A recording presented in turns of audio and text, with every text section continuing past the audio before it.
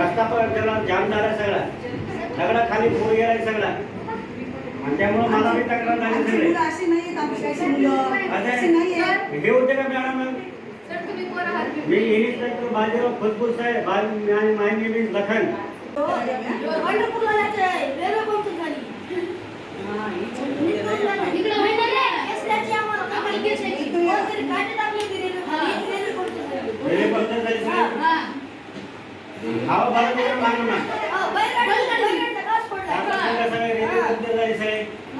काय करायचं नेमकं केस करायची का दाढी करायची